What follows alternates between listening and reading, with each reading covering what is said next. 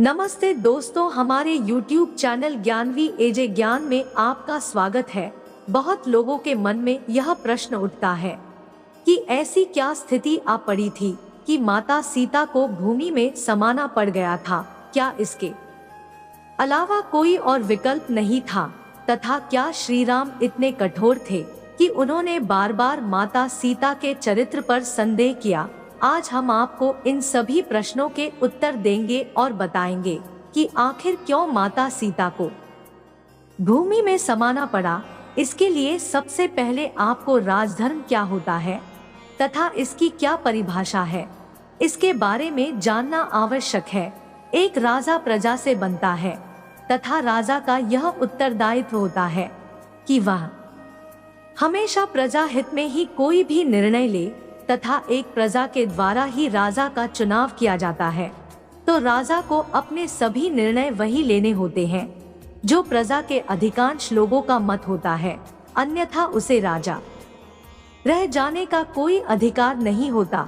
इसी को राजधर्म कहा गया है।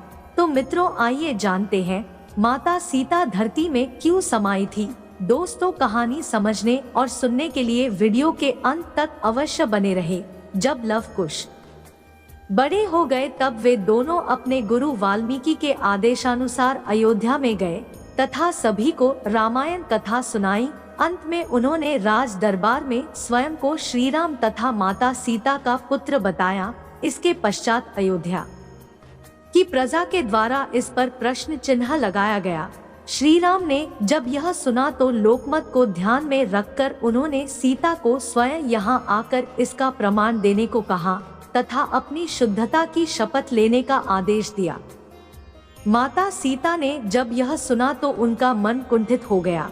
इतने वर्षों से अयोध्या की प्रजा के मत को ध्यान में रखकर वे वन में रह रही थी तथा इसके पश्चात भी उनकी शुद्धता का प्रमाण मांगा जा रहा था। इसलिए उन्होंने इस अपवाद को हमेशा के लिए समाप्त कर देने का निश्चय किया, जिससे आगे कभी यह समस्या खड़ी ही न हो। जब माता सीता राज दरबार में पहुंची तो वहां सभी के सामने उन्हें अपनी शुद्धता की शपथ लेने को कहा गया। यह सुनकर माता सीता ने सभी के सामने शपथ ली कि यदि उन्होंने मन, वचन तथा कर्म से केवल भगवान श्री राम की ही आराधना की है तथा उन्हें ही अपना पति माना हो तो इसी समय यह धरती फट जाए तथा वे उसमें समा जाए। माता सीता के इतना कहते ही एक जोरदार गर्जना हुई तथा धरती फटकर दो हिस्सों में बंट गई। उसमें से धरती माँ अवतरित हुई तथा माता सीता को अपने साथ लेकर चली गई। इस प्रकार माता सीता ने स्वयं के लिए उपजे इस विवाद को हमेशा के लिए शांत कर दिया।